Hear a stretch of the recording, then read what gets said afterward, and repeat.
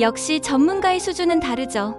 발표가 끝나고 체리는 뿌듯한 표정으로 자리로 돌아왔습니다. 주변 사람들이 박수를 쳐주었고 체리는 이미 자신이 1등을 차지했다고 확신했습니다. 아까 그 아줌마 같은 분들과는 비교가 안 되는 거예요. 그녀는 곧 자신의 인생에서 가장 충격적인 순간을 맞이하게 될 것이라는 사실을 전혀 모르고 있었습니다. 입장한 사람은 다름 아닌 문정혜였습니다. 하지만 지금의 정혜는 며칠 전 시장에서 봤던 그 소박한 반찬 가게 아주머니가 아니었습니다. 정혜는 고급스러운 검은색 정장을 완벽하게 차려입고 있었고 목에는 진주 목걸이를 걸고 있었습니다. 머리는 단정하게 올려 묶었고 손에는 고급 가죽 서류 가방을 들고 있었습니다. 무엇보다도 정혜의 눈빛이 완전히 달랐습니다. 시장에서 보던 그 온화한 미소 대신 날카롭고 권위 있는 표정이었습니다. 저분이 설마? 안녕하세요. 다시 그때처럼입니다. 오늘도 따뜻한 이야기로 인사드려요. 여러분의 하루에 작은 위로가 되길 바라며 이야기 시작하겠습니다. 구독과 좋아요는 무료니깐 잊지 마세요. 새로운 이야기를 가장 빠르게 받아볼 수 있어요. 새벽 5시 동대문 재래시장에 하나둘씩 불이 켜지기 시작합니다. 그 중에서도 가장 먼저 문을 여는 곳이 바로 정혜네 반찬 가게였습니다. 문정혜는 70세의 나이에도 불구하고 새벽 4시면 어김없이 눈을 뜹니다. 오늘도 변함없이 낡은 앞치마를 두르고 손목에 밴 시계를 확인하며 하루를 시작했습니다. 어머, 정혜 언니 또 일찍 나왔네요. 옆 가게 김씨 아주머니가 인사를 건넵니다. 정혜는 환하게 웃으며 대답했습니다. 일찍 일어나는 새가 벌레를 잡는다고 하잖아요. 손님들이 맛있는 반찬 드셔야 하루가 든든하니까요. 정혜의 손은 마치 춤을 추듯 능숙하게 움직입니다. 시금치를 데치고 물을 채 썰고 고사리를 묻히는 모든 동작이 수십 년의 경험으로 다져진 것들이었습니다.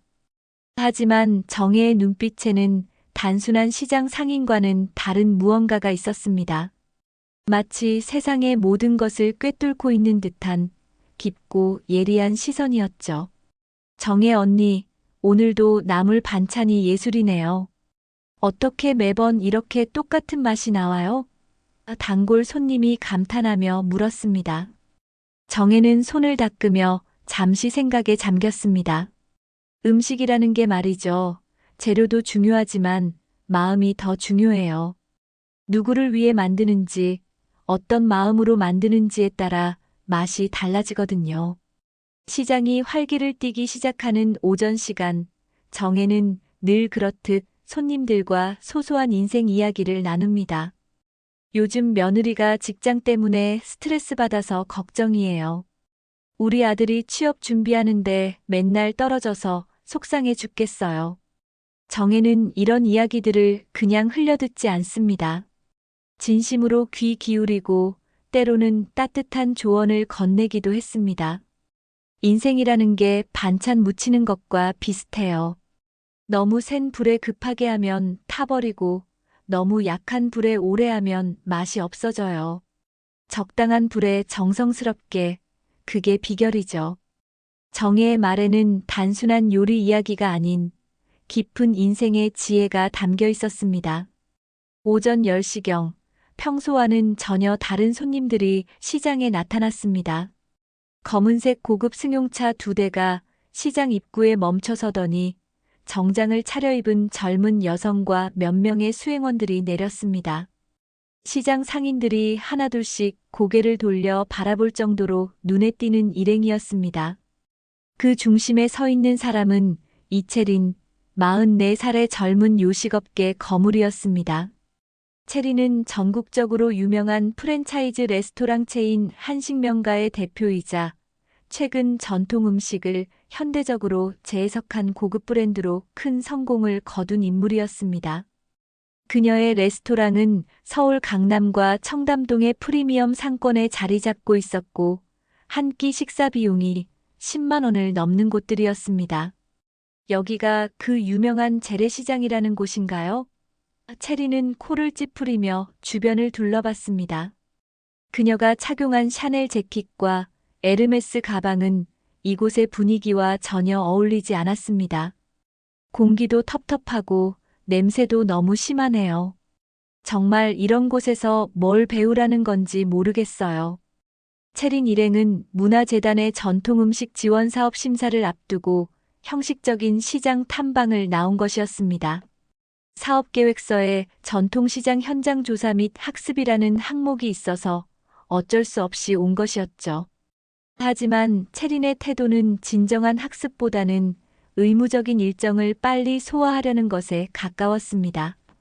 여기서 사진이나 몇 장 찍고 빨리 가요. 이런 곳에 오래 있으면 옷에 냄새 뵐 것 같아요.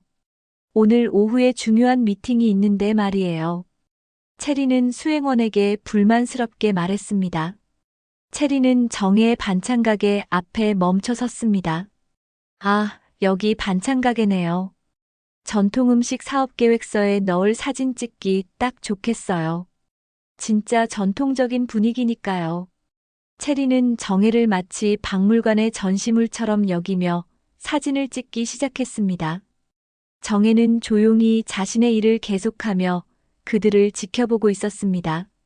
아줌마, 여기서 뭐 파는 거야? 체린이 반말로 물었습니다. 정혜는 고개를 들어 체린을 바라봤습니다. 그 순간 정혜의 눈에는 묘한 빛이 스쳤지만 목소리는 여전히 온화했습니다. 집에서 직접 만든 나물 반찬들이에요. 오늘 새벽에 다 손수 만든 거랍니다. 아, 그냥 평범한 반찬들이네요. 체리는 정혜의 정성스럽게 만든 반찬들을 대충 훑어보며 비웃음을 흘렸습니다. 요즘 시대에 이런 식으로 장사해서 얼마나 벌겠어요? 마케팅도 모르고 브랜딩도 모르고 진짜 안타까워요. 체리는 수행원들에게 속삭이듯 말했습니다. 봐요. 이런 아줌마들이 전통 음식을 안다고 하는데 정작 현대인들 입맛은 전혀 모르잖아요.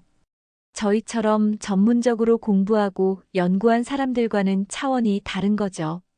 이 반찬가게 아줌마가 뭘 알겠어요? 정혜의 표정에는 여전히 변화가 없었습니다. 그저 조용히 체린을 바라보며 잔잔한 미소를 지을 뿐이었습니다. 하지만 정혜의 눈빛 깊숙한 곳에서는 무언가 다른 감정이 스쳐 지나갔습니다. 그것은 분노도 아니고 실망도 아닌 마치 모든 것을 이미 알고 있다는 듯한 깊은 통찰이었습니다. 있는 그대로의 사람을 보는 게 제일 중요한 일인데 말이죠. 정혜가 작게 중얼거렸습니다. 체리는 그 말을 듣지 못했습니다.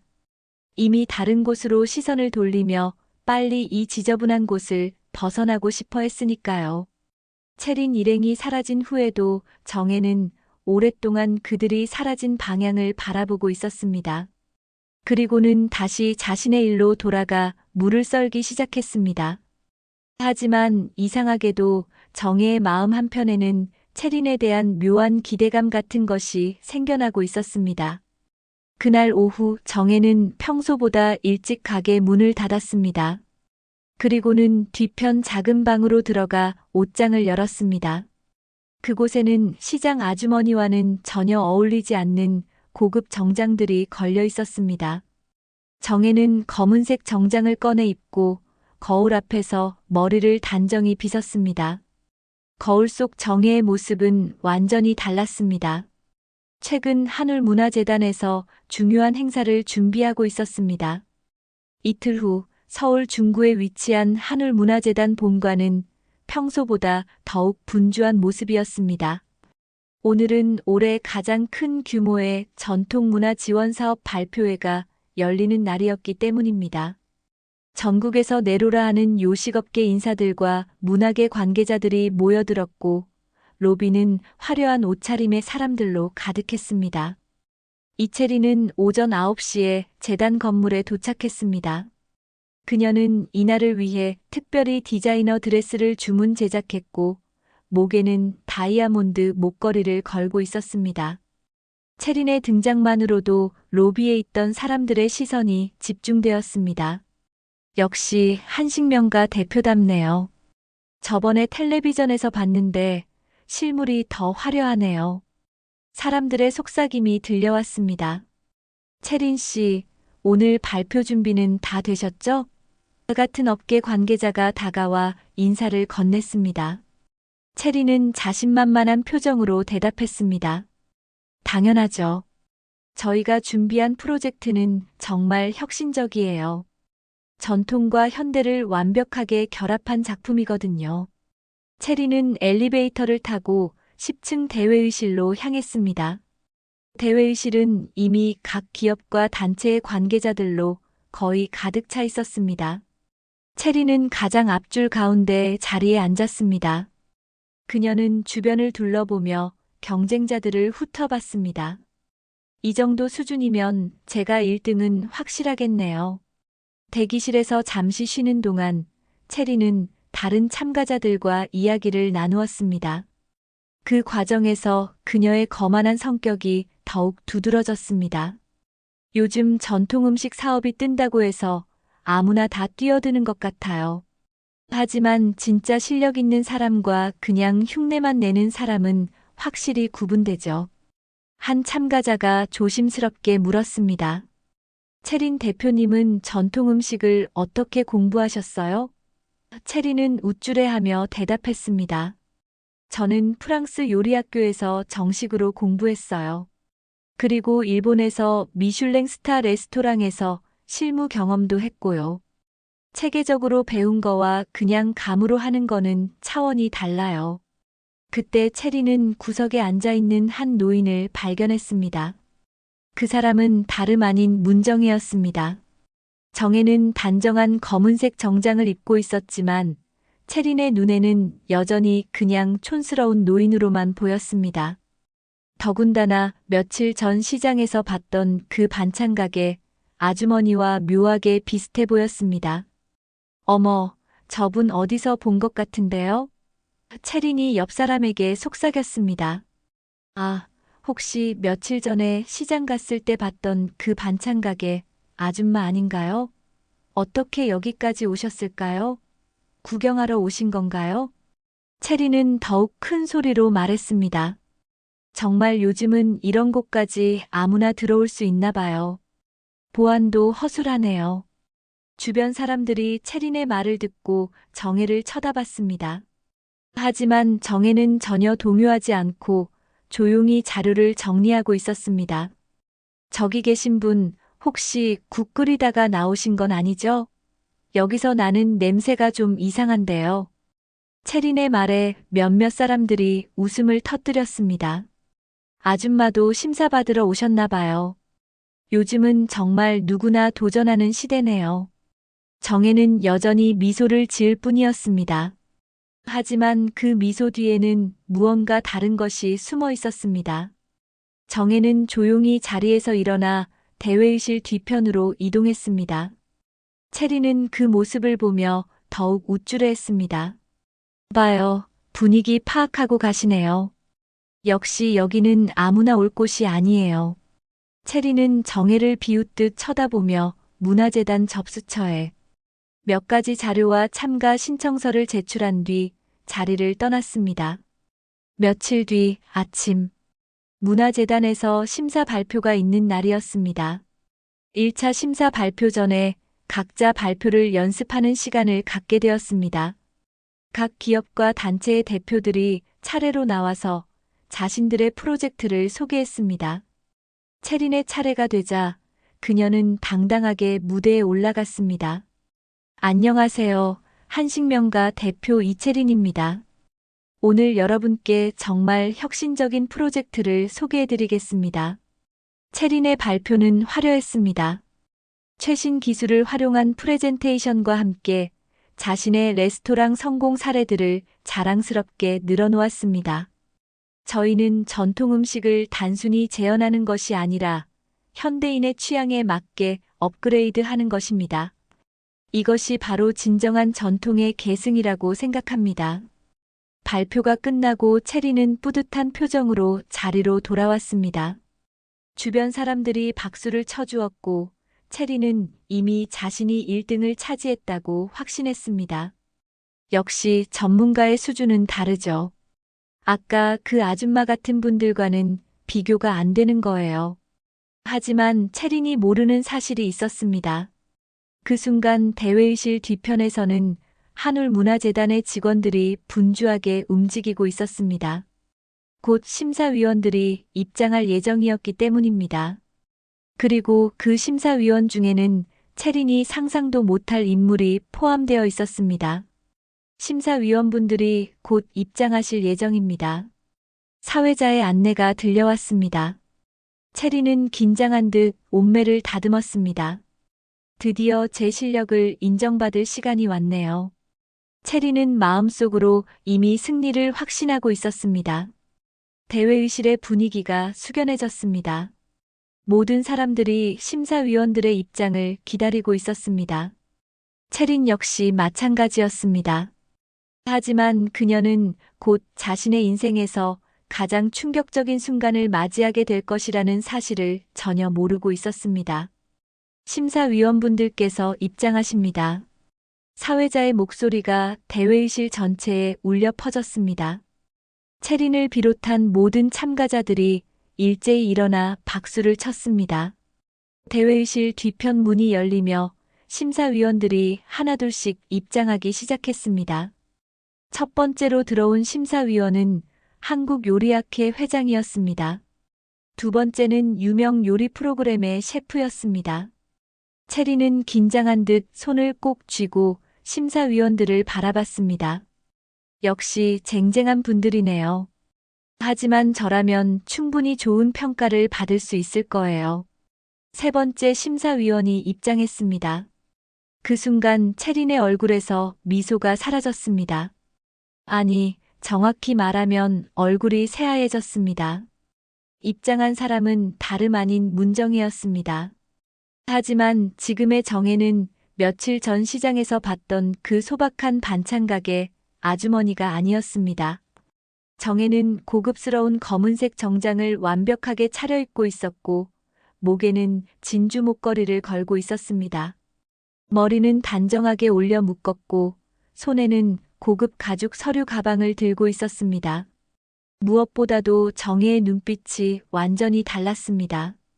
시장에서 보던 그 온화한 미소 대신 날카롭고 권위 있는 표정이었습니다. 저분이 설마 체리는 믿을 수 없다는 듯 중얼거렸습니다. 주변 사람들도 웅성거리기 시작했습니다. 저분 누구시지? 처음 보는 분인데? 하지만 재단 직원들과 일부 관계자들은 정혜를 보며 깊숙이 인사를 했습니다. 사회자가 마이크를 잡고 말했습니다. 이번 전통문화 지원사업 심사위원장을 맡아주실 한울문화재단 문정혜 이사장님을 소개해드리겠습니다. 그 말이 떨어지자 대회의실은 완전한 정적에 빠졌습니다. 체린의 눈은 더욱 커졌고 입은 다물어지지 않았습니다. 문정혜 이사장님은 지난 30년간 우리나라 전통문화 보존과 발전에 헌신해 오신 분입니다. 특히 민간에서 이루어지는 진정한 전통의 가치를 발굴하고 지원하는 일에 앞장서 오셨습니다. 사회자의 소개가 계속되었습니다. 정혜는 천천히 심사위원석으로 걸어갔습니다. 그 걸음걸이마저도 시장에서 보던 것과는 완전히 달랐습니다. 카리스마가 넘치고 당당했습니다. 정혜가 자리에 앉자 다른 심사위원들이 그녀에게 공손히 인사를 했습니다. 분명히 정혜가 이 자리에서 가장 높은 지위에 있다는 것을 보여주는 장면이었습니다. 체리는 아직도 현실을 받아들이지 못하고 있었습니다. 아니야, 절대 그럴 리 없어. 분명히 다른 사람이야. 그냥 비슷하게 생긴 거야. 체리는 마음속으로 계속 부정하려고 했습니다. 하지만 정혜의 얼굴을 자세히 보면 볼수록 며칠 전 시장에서 자신이 모욕했던 바로 그 사람이라는 확신이 들었습니다. 정혜는 마이크를 잡고 일어섰습니다. 대회의실의 모든 사람들이 숨을 죽이고 그녀의 말을 기다렸습니다. 안녕하세요. 한울문화재단 이사장 문정혜입니다. 정혜의 목소리는 권위 있고 단호했습니다. 시장에서 들었던 그 따뜻한 목소리와는 전혀 달랐습니다. 오늘 이 자리에 참석해주신 모든 분들께 감사드립니다. 전통 문화를 현대에 계승하고 발전시키려는 여러분의 노력에 깊은 경의를 표합니다. 정혜는 잠시 말을 멈추고 참가자들을 천천히 둘러봤습니다. 그 시선이 채린에게 닿았을 때 채린은 몸이 굳어지는 것을 느꼈습니다. 하지만 저는 오늘 여러분께 한 가지 분명히 말씀드리고 싶습니다. 정혜의 목소리가 더욱 단호해졌습니다.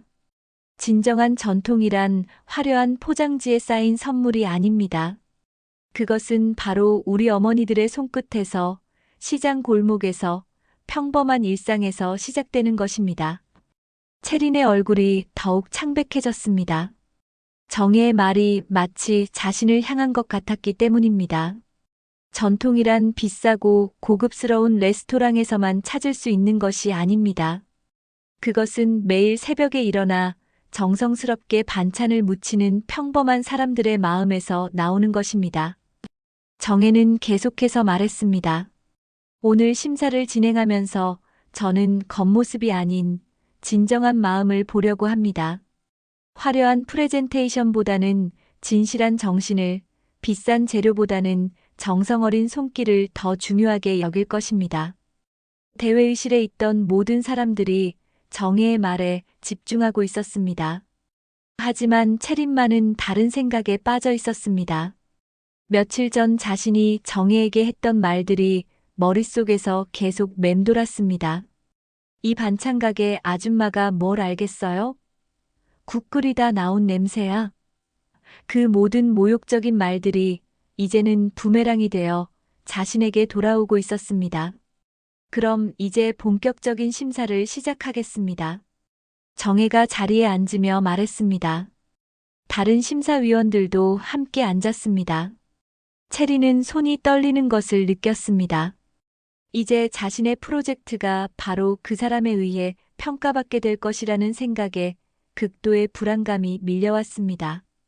첫 번째 참가자의 발표가 시작되었습니다. 정혜는 집중해서 듣고 있었지만 채린은 전혀 집중할 수 없었습니다. 머릿속에는 온통 며칠 전의 일들만 떠올랐습니다. 자신이 얼마나 어리석었는지, 얼마나 오만했는지 깨닫기 시작했습니다. 두 번째, 세 번째 발표가 이어졌습니다. 정혜는 각 발표자에게 날카롭지만 공정한 질문들을 던졌습니다. 전통의 본질이 무엇이라고 생각하십니까? 현대적 해석과 상업적 이용의 차이는 무엇입니까? 정혜의 질문들은 모두 핵심을 찌르는 것들이었습니다. 드디어 채린의 차례가 되었습니다. 사회자가 채린의 이름을 불렀지만 채린은 쉽게 일어날 수 없었습니다. 다리에 힘이 들어가지 않았고 심장이 너무 빨리 뛰고 있었습니다. 주변 사람들이 이상하게 여기기 시작했습니다. 왜 안 일어나시지? 컨디션이 안 좋으신가? 채린은 겨우 일어나서 발표대로 향했습니다. 정혜와 눈이 마주쳤을 때 채린은 무릎이 꺾일 것 같은 기분이 들었습니다. 정혜의 눈빛에는 며칠 전의 일을 모두 기억하고 있다는 듯한 차갑고 날카로운 빛이 담겨 있었습니다. 채린의 운명이 이제 완전히 바뀌려고 하고 있었습니다. 채린은 발표대에 서서 떨리는 손으로 마이크를 잡았습니다. 평소 자신만만했던 그녀의 모습은 온데간데 없었습니다. 정혜의 시선이 느껴질 때마다 목소리가 갈라지고 손이 떨렸습니다.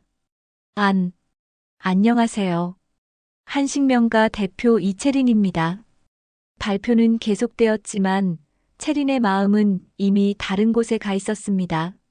정혜는 무표정하게 채린을 바라보며 메모를 적고 있었습니다. 그 차가운 시선 때문에 채린은 준비했던 멘트를 자꾸 잊어버렸습니다. 저희는 전통 음식을 현대적으로 말이 제대로 나오지 않았습니다.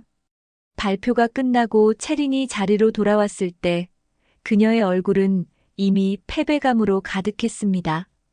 하지만 채린은 쉽게 포기할 수 없었습니다.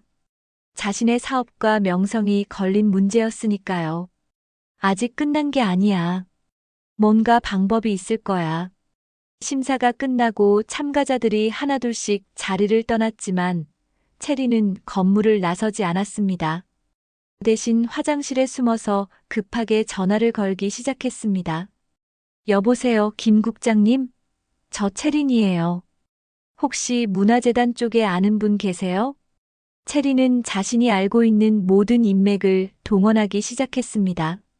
정치권 인사, 언론계 관계자, 재계 인물들까지 닥치는 대로 전화를 걸었습니다. 이번 재단 심사에서 좀 도움을 받을 수 있을까요? 심사위원장이 누구인지 아세요? 채린의 목소리에는 절박함이 묻어났습니다. 며칠 후 채린의 노력이 결실을 맺기 시작했습니다. 한 언론사 기자에게서 연락이 왔습니다. 채린 대표님, 재미있는 정보를 하나 입수했는데요. 문화재단 심사위원장이 재래시장에서 반찬 가게를 한다는 얘기가 있어요. 채린의 눈이 반짝였습니다. 정말요? 확실한 정보인가요? 네, 믿을 만한 소스에서 나온 정보예요. 이거 기사화하면 꽤 임팩트 있을 것 같은데요. 채린은 즉시 그 기자와 만나기로 약속했습니다. 이틀 후 주요 일간지에 충격적인 기사가 실렸습니다. 문화재단 심사위원장, 알고 보니 시장 반찬가게 운영 과연 공정한 심사가 가능할까? 신뢰성 논란 확산. 채린은 기사를 보며 만족스러운 미소를 지었습니다. 이제 분위기가 바뀔 거야. 하지만 채린의 예상과는 달리 여론의 반응은 정반대였습니다. 인터넷 댓글들을 보면 오히려 정혜를 옹호하는 목소리가 더 많았습니다. 서민 출신이 더 공정하지 않나? 진짜 현실을 아는 분이 심사하는 게 맞는 것 같은데 오히려 더 믿음이 간다. 채린은 당황했습니다. 자신의 계획이 완전히 빗나간 것입니다. 더 큰 문제는 이 기사로 인해 정혜가 자신을 더욱 의심의 눈으로 볼 것이라는 점이었습니다. 이렇게 되면 안 되는데. 채린은 초조해하기 시작했습니다. 한편 문화재단에서는 정혜가 조용히 심사 자료들을 재검토하고 있었습니다. 정혜는 각 참가자들의 사업 계획서를 다시 한번 꼼꼼히 살펴봤습니다. 특히 채린의 자료에는 더 많은 시간을 할애했습니다. 흥미롭군요.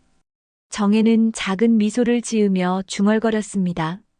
정혜가 발견한 것은 채린의 사업 계획서에 숨겨진 문제점들이었습니다. 전통 음식이라고 주장하지만 실제로는 외국 요리법을 단순히 변형한 것들이 많았고 재료의 원산지 표기도 모호했습니다. 무엇보다도 진정한 전통의 정신보다는 상업적 이익에만 치중한 내용들이 대부분이었습니다. 이런 식으로는 안 되겠어요. 정혜는 재단 직원들을 불러 모았습니다. 각 참가자들의 실제 운영 현황을 좀 더 자세히 조사해 보세요. 서류상의 내용과 실제가 일치하는지 확인이 필요합니다. 재단의 조사 결과는 충격적이었습니다. 채린의 레스토랑에서는 한국산이라고 광고하던 식재료들이 실제로는 중국산인 경우가 많았습니다.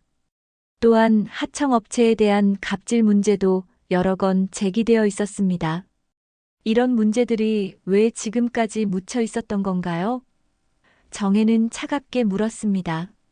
아마도 언론 플레이와 로비 때문인 것 같습니다. 채린 대표가 상당한 영향력을 가지고 있어서.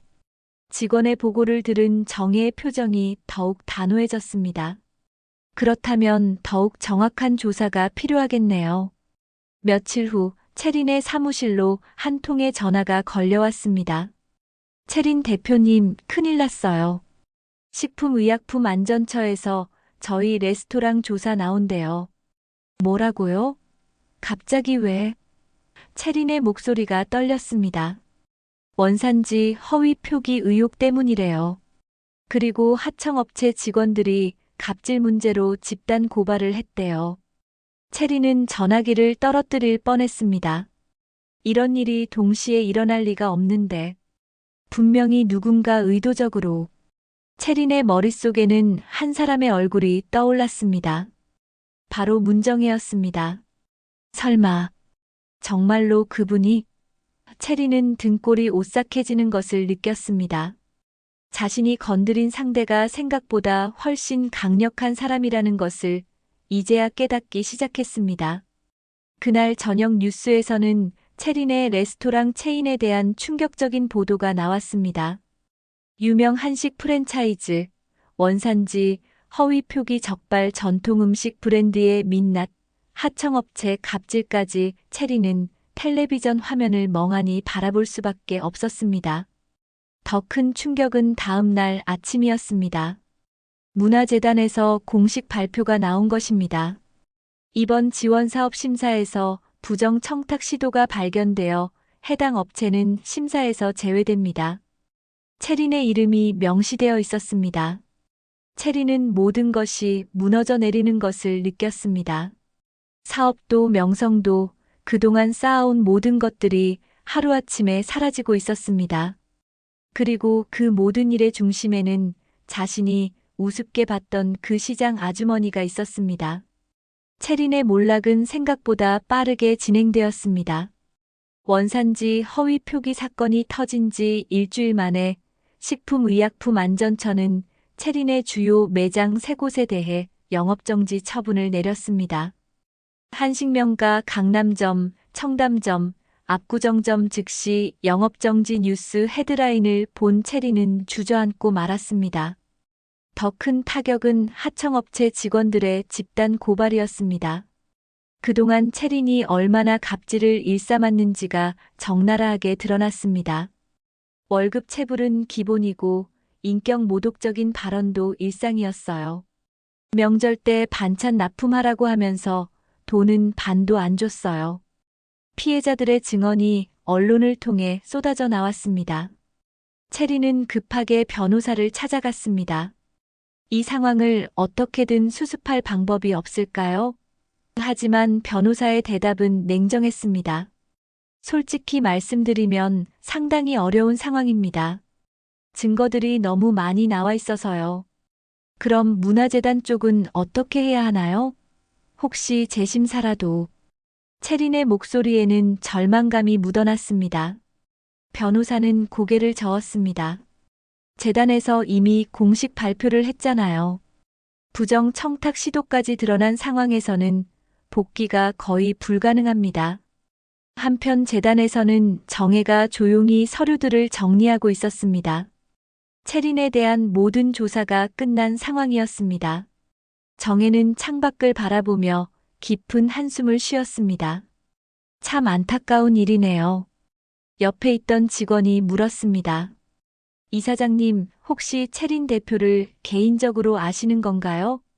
정혜는 잠시 망설이다가 대답했습니다. 예전에 한 번 본 적이 있어요. 하지만 그때도 이미 이런 모습이었죠. 정혜의 마음 한편에는 복잡한 감정이 자리 잡고 있었습니다.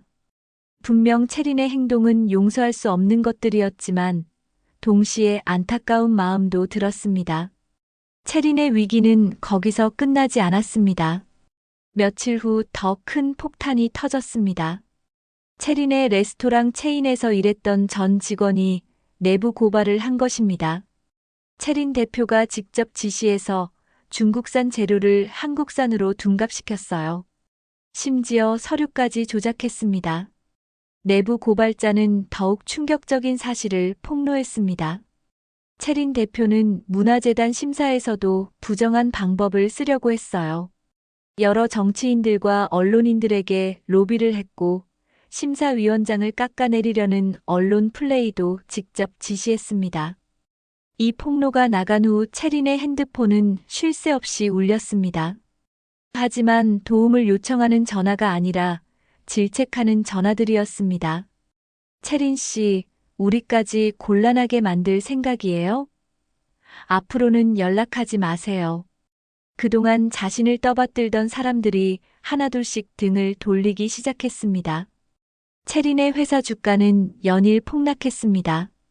투자자들이 앞다투어 주식을 팔기 시작했고 거래처들도 계약 해지를 통보해왔습니다. 한식명가와의 거래는 저희 회사 이미지에 도움이 안 될 것 같아서요. 차가운 통보들이 계속 이어졌습니다. 가장 큰 타격은 은행에서 온 통지서였습니다. 대출 만기 연장 불가 통지 체린이 사업 확장을 위해 받았던 거액의 대출금을 즉시 상환하라는 내용이었습니다. 체린은 그 순간 자신의 인생이 완전히 끝났다는 것을 깨달았습니다. 절망에 빠진 체린은 마지막으로 한 가지 일을 결심했습니다. 바로 문정혜에게 직접 찾아가는 것이었습니다. 모든 것을 잃은 상황에서 마지막으로 할 수 있는 일이라고 생각했습니다. 제발 한 번만 기회를 주세요. 체린은 한울문화재단을 찾아갔습니다. 하지만 접수 데스크에서부터 막혔습니다. 죄송합니다. 이사장님께서는 면회를 거절하셨습니다. 제발 한 번만. 정말 중요한 일이에요. 체린은 간절히 애원했지만 소용없었습니다. 체린은 재단 건물 앞에서 하루 종일 기다렸습니다. 정혜가 나올 때까지 기다리겠다는 마음이었습니다. 오후 6시가 되어서야 정혜가 건물에서 나왔습니다. 체린은 급하게 다가갔습니다. 이사장님. 정혜는 체린을 보고 잠시 멈춰 섰습니다. 체린의 모습은 예전과 완전히 달랐습니다. 화려했던 옷차림 대신 수수한 옷을 입고 있었고 얼굴에는 지친 기색이 역력했습니다. 무엇보다도 눈에서 그 오만한 빛이 사라져 있었습니다. 이사장님, 정말 죄송합니다. 제가 정말 잘못했어요. 체린은 정혜 앞에 무릎을 꿇었습니다. 길거리에서 무릎을 꿇는 모습에 지나가던 사람들이 하나둘씩 멈춰서 바라봤습니다. 제발 한 번만 용서해 주세요. 정혜는 무표정하게 체린을 내려다봤습니다. 일어나세요. 정혜의 목소리는 여전히 차갑고 단호했습니다. 이런 곳에서 이러시면 안 되죠. 체린은 눈물을 흘리며 일어났습니다. 이사장님, 저는 정말 몰랐어요. 당신이 누구신지, 얼마나 대단한 분인지. 체린의 목소리가 떨렸습니다. 정혜는 잠시 체린을 바라보더니 말했습니다. 음식은 진실을 담는 그릇인데 당신은 거짓으로 채웠군요. 그 말이 떨어지자 체린은 더욱 큰 절망감에 빠졌습니다. 정혜의 표정에서는 어떤 동정이나 용서의 기색도 찾을 수 없었습니다. 하지만 정혜가 다시 입을 열었습니다. 아직 늦지 않았을 수도 있어요. 체린의 눈에 희망의 빛이 스쳤습니다. 진정으로 뉘우친다면 다시 시작할 기회는 있을 거예요. 하지만 그건 제가 줄 수 있는 게 아니라 당신 스스로 만들어야 하는 거예요. 정혜는 그 말을 남기고 자리를 떠났습니다. 체린은 그 자리에 혼자 남아 정혜의 말을 곱씹어봤습니다. 정혜와의 만남 후 며칠이 지났지만 체린의 상황은 나아지지 않았습니다. 오히려 더욱 악화되고 있었습니다. 주요 언론사들이 앞다투어 체린의 과거를 파헤치기 시작했고 그동안 숨겨져 있던 추악한 진실들이 하나둘씩 드러나고 있었습니다. 체린 대표님, 정말 더 이상은 안 되겠어요. 체린의 비서가 사표를 들고 사무실로 들어왔습니다. 월급도 밀렸고 회사 상황도 이런데. 죄송합니다. 체린은 고개도 들지 못한 채 사표를 받았습니다. 그녀와 함께 일했던 직원들이 하나둘씩 회사를 떠나고 있었습니다. 체린은 텅 빈 사무실에 혼자 앉아 있었습니다. 예전에는 활기로 가득했던 이곳이 이제는 무덤처럼 조용했습니다. 벽에 걸린 각종 상장들과 성공 사진들이 이제는 조롱하는 것처럼 느껴졌습니다. 내가 정말 무엇을 위해 살아왔던 걸까? 그때 체린의 핸드폰이 울렸습니다. 낯선 번호였지만 체린은 받았습니다. 혹시 이채린 대표님이세요? 네, 맞습니다. 저는 동대문 재래시장에서 과일 가게를 하는 박정숙이라고 해요. 체리는 갑작스러운 전화에 당황했습니다. 시장에서요? 저한테 무슨 일이? 사실 정혜 언니한테 들었어요. 대표님이 요즘 힘들어 하신다고. 체린의 심장이 빨리 뛰기 시작했습니다. 정혜가 자신에 대해 이야기했다는 것이 믿어지지 않았습니다.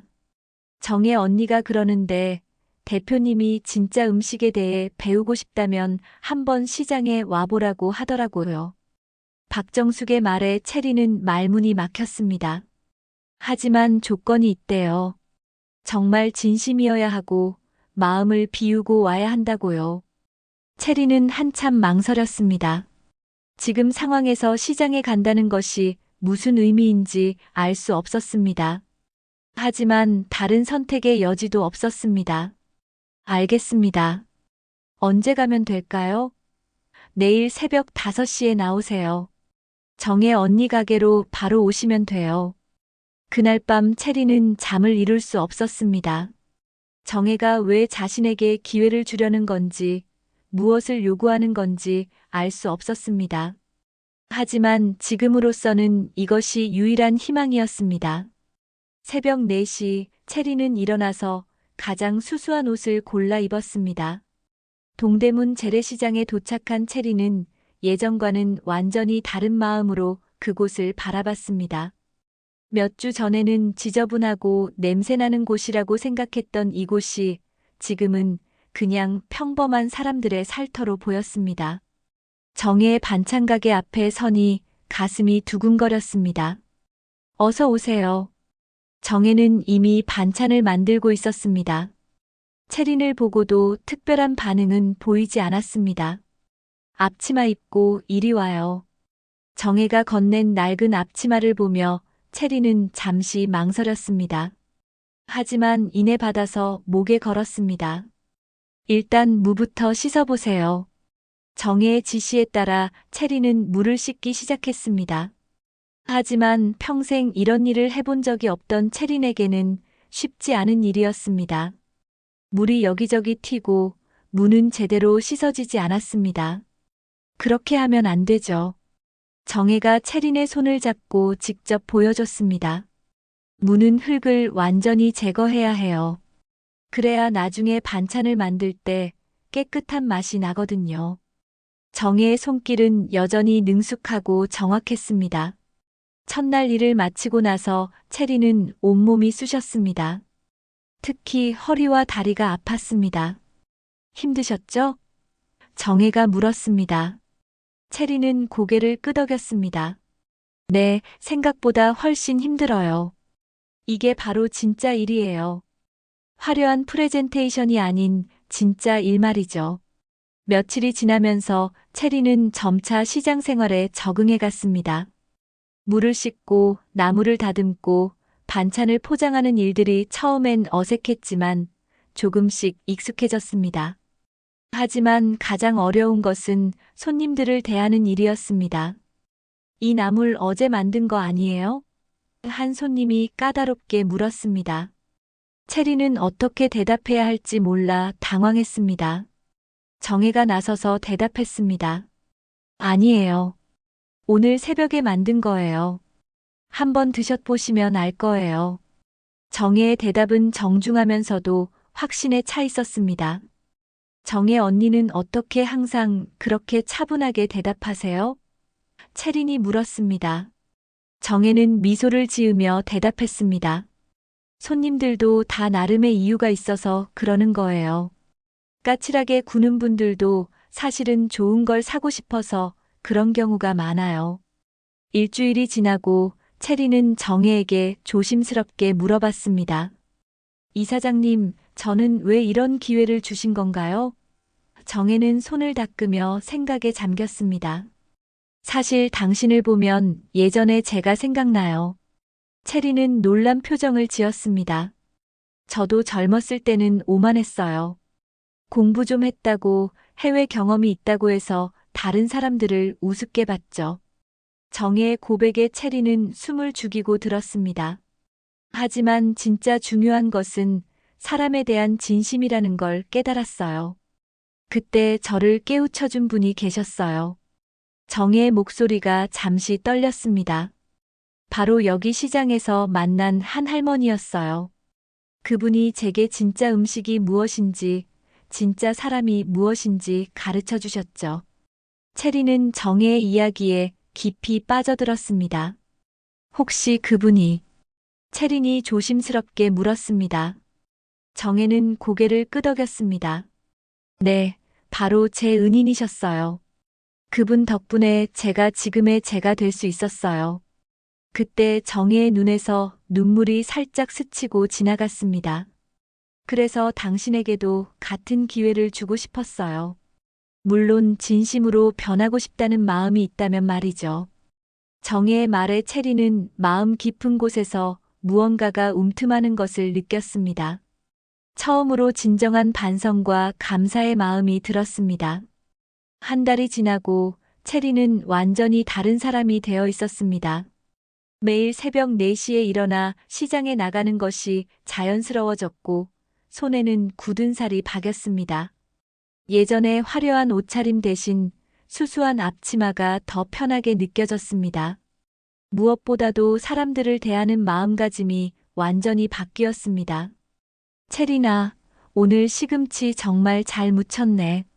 정혜가 체린이 만든 반찬을 맛보며 칭찬했습니다. 체리는 그 말에 어린아이처럼 기뻐했습니다. 예전에는 수백만 원짜리 계약서에 서명할 때도 느끼지 못했던 뿌듯함이었습니다. 정말요? 아직도 많이 부족한 것 같은데요. 처음보다는 훨씬 좋아졌어요. 무엇보다도 마음이 다르니까 맛도 달라지네요. 정혜의 말에 체리는 고개를 끄덕였습니다. 이제 그 말의 의미를 조금씩 이해하기 시작했습니다. 음식을 만들 때 어떤 마음으로 만드느냐가 정말 중요하다는 것을 깨닫고 있었습니다. 어느 날 오후 정혜가 체린에게 특별한 제안을 했습니다. 체리나, 한울문화재단에서 새로운 프로그램을 시작하려고 해요. 관심 있어요? 체리는 깜짝 놀랐습니다. 재단에서요? 하지만 저는 이미 아니에요. 이번에는 다른 성격의 프로그램이에요. 정혜는 계속 설명했습니다. 시장 반찬 레시피를 영상으로 만들어서 젊은 세대들에게 전통의 진짜 가치를 알려주는 프로젝트예요. 단순한 요리법이 아니라 그 속에 담긴 이야기와 정신을 함께 전달하는 거죠. 체린의 눈이 반짝였습니다. 하지만 저 같은 사람이 그런 일을 할 자격이 있을까요? 체린의 목소리에는 여전히 자신감이 부족했습니다. 정혜는 따뜻하게 미소 지었습니다. 바로 그런 마음가짐이 있어야 진짜 좋은 일을 할 수 있어요. 자격은 스스로 만들어가는 거예요. 며칠 후 체리는 작은 카메라 하나를 들고 정혜의 반찬 가게에서 촬영을 시작했습니다. 하지만 처음에는 무엇을 어떻게 찍어야 할지 막막했습니다. 정혜 언니, 어떤 걸 먼저 찍으면 좋을까요? 그냥 평소에 하던 대로 하면 돼요. 너무 의식하지 말고요. 첫 번째 영상의 주제는 시금치나물 무치는 법이었습니다. 하지만 체린이 만든 영상은 단순한 요리법 영상이 아니었습니다. 시금치를 고르는 방법부터 데치는 온도, 물기를 짜는 정도까지 모든 과정에서 왜 그렇게 해야 하는지를 자세히 설명했습니다. 시금치를 너무 오래 데치면 영양소가 파괴되고 너무 짧게 데치면 아린 맛이 남아요. 딱 30초가 적당해요. 체린의 설명은 자신의 경험에서 나온 진실한 것들이었습니다. 한 달 동안 매일 시금치를 데치면서 수없이 실패하고 배운 결과였습니다. 더 중요한 것은 체린이 영상에 담은 마음이었습니다. 예전에 저는 전통 음식을 단순히 상품으로만 생각했어요. 하지만 이제 알겠어요. 이 작은 반찬 하나에도 누군가의 정성과 사랑이 담겨 있다는 것을요. 체린의 진심이 카메라를 통해 고스란히 전달되었습니다. 영상을 편집하고 업로드하는 과정에서 체린은 새로운 것을 배웠습니다. 예전에는 화려한 기술과 값비싼 장비로 만든 영상들이 좋다고 생각했지만 지금은 단순하고 진실한 것이 더 아름답다고 느꼈습니다. 진짜 좋은 것은 꾸미지 않아도 저절로 드러나네요. 첫 번째 영상이 업로드된 후 반응은 예상외로 뜨거웠습니다. 진짜 전통의 맛이 느껴져요. 이런 영상을 기다려왔어요. 정성이 느껴지는 설명이네요. 댓글들을 보며 체리는 처음으로 진정한 성취감을 느꼈습니다. 하지만 모든 댓글이 좋은 것만은 아니었습니다. 이 사람 예전에 문제 일으킨 한식명가 대표 아니에요? 갑자기 이런 걸 하니까 믿음이 안 가네요. 체리는 이런 댓글들을 보며 마음이 아팠지만 정의의 조언을 떠올렸습니다. 사람들의 마음을 바꾸는 건 말이 아니라 행동이에요. 꾸준히 진실하게 하다 보면 언젠가는 알아줄 거예요. 정의의 말을 믿고 체리는 계속해서 영상을 만들기 시작했습니다. 두 번째는 무말랭이 만들기, 세 번째는 고사리나물 무치기였습니다. 시간이 지나면서 체린의 영상은 점점 더 많은 사람들에게 사랑받기 시작했습니다. 특히 젊은 세대들이 관심을 보였습니다. 어머니가 해주시던 반찬 맛이 그리웠는데 이 영상 보고 따라 만들어 보니까 정말 똑같은 맛이 나요. 이런 댓글들을 볼 때마다 체리는 자신이 정말 의미 있는 일을 하고 있다는 것을 느꼈습니다. 어느 날 체리는 정혜에게 특별한 제안을 했습니다. 언니, 제가 재단에 정식으로 지원해보고 싶어요. 이번에는 정말 진심으로요. 정혜는 잠시 생각에 잠겼습니다. 정말 준비가 되었다고 생각해요? 체리는 확신에 찬 목소리로 대답했습니다. 네, 이제는 정말 무엇을 해야 하는지 알 것 같아요. 재심사를 위한 새로운 사업 계획서를 작성하면서 체리는 예전과 완전히 다른 접근을 했습니다. 화려한 디자인이나 거창한 수치 대신 자신이 직접 경험한 이야기들과 진실한 마음을 담았습니다. 저는 이제 전통의 진짜 의미를 알았습니다. 그것은 가격이나 브랜드가 아니라 사람의 마음에서 시작되는 것입니다. 마지막 심사 날이 다가왔습니다. 체리는 한 달 전과는 완전히 다른 마음으로 재단 건물에 들어섰습니다. 예전의 긴장이나 두려움 대신 진실한 마음으로 자신의 이야기를 들려주고 싶다는 간절함만 있었습니다. 정혜는 심사위원석에서 체린을 바라보며 작은 미소를 지었습니다. 심사실에 들어선 체린의 모습은 2달 전과 완전히 달랐습니다. 화려한 디자이너 옷 대신 깔끔하고 단정한 셔츠와 바지를 입었고 무엇보다 얼굴에 떠오른 진실한 미소가 달랐습니다. 심사위원들을 바라보는 체린의 눈빛에는 겸손함과 확신이 동시에 담겨 있었습니다. 안녕하세요. 이채린입니다.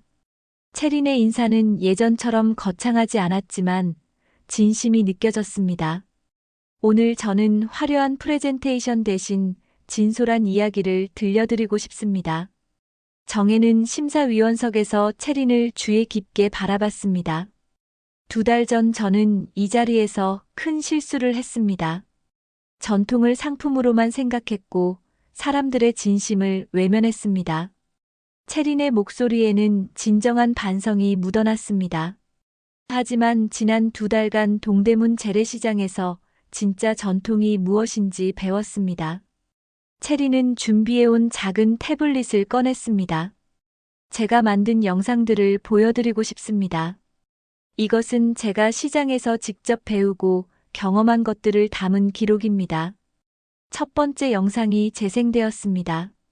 화면에는 체린이 서툴게 시금치를 다듬는 모습이 나왔습니다. 처음에는 정말 아무것도 몰랐어요. 시금치 하나 제대로 데치지 못했죠. 영상 속 체리는 시금치를 너무 오래 데쳐서 다시 하는 모습이었습니다. 하지만 포기하지 않고 계속 배웠습니다. 실패할 때마다 왜 실패했는지, 어떻게 해야 더 좋아질지 고민했어요. 두 번째 영상에서는 체린이 손님들과 이야기하는 모습이 나왔습니다. 어머니 생각이 난다며 눈물을 흘리는 할머니 손님, 집에서 해먹고 싶다며 레시피를 묻는 젊은 주부, 그리고 그들의 이야기에 진심으로 귀 기울이는 채린의 모습이었습니다. 저는 이제 알겠습니다. 전통 음식의 진짜 가치는 비싼 재료나 화려한 기법에 있는 게 아니라 사람과 사람 사이의 따뜻한 마음에 있다는 것을요. 채린의 말에 심사위원들이 고개를 끄덕였습니다. 세 번째 영상은 가장 감동적이었습니다. 채린이 혼자 사는 노인분께 반찬을 무료로 나눠드리는 모습이었습니다. 돈을 받지 않는 장사가 어디 있어요? 라고 묻는 할아버지에게 채린이 대답했습니다. 할아버지, 이건 장사가 아니라 마음이에요. 정혜의 눈가에 살짝 눈물이 맺혔습니다. 채린이 정말로 변했다는 것을 확신할 수 있는 순간이었습니다. 다른 심사위원들도 감동받은 표정을 감추지 못했습니다. 제가 새롭게 제안하는 프로젝트는 마음을 담은 밥상입니다. 채린이 본격적인 사업 계획을 설명하기 시작했습니다. 단순히 음식을 파는 것이 아니라 전통의 가치와 사람들의 이야기를 함께 전달하는 것입니다. 구체적으로는 시장 어르신들의 레시피를 영상으로 기록하고 젊은 세대들이 쉽게 배울 수 있도록 온라인 플랫폼을 만들 예정입니다. 그리고 수익의 일부는 혼자 사시는 어르신들께 무료 반찬 나눔 사업에 사용하겠습니다. 채린의 발표가 끝나자 심사실은 잠시 조용해졌습니다. 정혜가 먼저 입을 열었습니다. 이채린 씨, 질문이 있습니다. 만약 이 프로젝트가 상업적으로 성공한다면 예전처럼 돌아갈 가능성은 없을까요?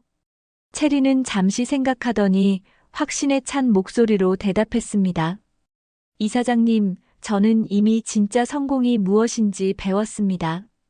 돈과 명예가 아니라 사람들의 마음을 움직이는 것, 그것이 진짜 성공이라고 생각합니다. 그럼 당신에게 전통이란 무엇입니까? 정혜의 마지막 질문이었습니다. 채린은 잠시 미소를 지으며 대답했습니다. 전통이란 과거에 머물러 있는 것이 아니라 현재를 살아가는 사람들의 마음에서 다시 태어나는 것입니다. 그리고 그 마음을 다음 세대에게 전해주는 것이라고 생각합니다. 심사 결과는 며칠 후에 발표되었습니다. 발표 결과는 채린의 발표가 심사위원들의 마음을 움직여 통과되었다는 통보였습니다. 채린은 지원을 받을 수 있게 된 것이었습니다. 하지만 이상하게도 채린의 마음은 조금 복잡했습니다. 기쁘면서도 한편으로는 이제 정말 책임감을 느꼈기 때문입니다. 그날 저녁 정혜가 시장으로 채린을 찾아왔습니다. 축하해요. 정말 훌륭한 발표였어요. 정혜가 따뜻하게 말했습니다. 채린은 고개를 숙였습니다. 이사장님 덕분입니다. 정말 감사해요. 이제 시작이에요. 진짜 어려운 일은 앞으로예요. 정혜의 말에 채린은 깊이 고개를 끄덕였습니다. 네, 알고 있어요. 하지만 이제는 두렵지 않아요. 진심으로 하는 일이니까요. 재단 지원을 받은 채린의 프로젝트는 대성공을 거두었습니다. 온라인 플랫폼은 수많은 젊은이들에게 사랑받았고 꿈꿔왔던 전통 음식 레스토랑도 미슐랭 스타를 받으며 국제적으로도 유명해져 한국 전통 음식을 알리게 되었습니다. 채린은 전통 음식 분야의 새로운 스타가 되었습니다. 문화란 지원받는 게 아니라 남에게 줄 수 있을 때 시작되는 거예요. 이제 당신도 그럴 준비가 된 것 같네요. 정혜의 말에 채린은 깊이 고개를 끄덕였습니다. 6개월 후 동대문 재래시장의 작은 점포에서 특별한 일이 벌어지고 있었습니다. 성공한 미슐랭 스타 요리사가 된 이채린이지만 그녀는 매주 토요일마다 이곳 시장으로 돌아와 마음 담은 반찬 가게를 운영하고 있었습니다. 채린은 정혜에게 직접 전수받은 반찬 레시피로 혼자 사시는 어르신들과 어려운 이웃들에게 무료 반찬 나눔을 하고 있었습니다. 화려한 미슐랭 레스토랑에서의 성공에도 불구하고 체린에게는 이 작은 가게에서 보내는 시간이 가장 소중했습니다. 체린아, 오늘도 고생 많았어. 정혜가 체린의 손을 잡으며 말했습니다. 아니에요, 언니. 이게 제가 정말 하고 싶었던 일이에요. 체린의 얼굴에는 진정한 행복이 넘쳐났습니다. 그때 한 방송국 기자가 카메라를 들고 다가왔습니다. 안녕하세요, 체린 요리사님. 미슐랭 스타를 받으신 분이 왜 이런 곳에서 무료 봉사를 하시는 건가요?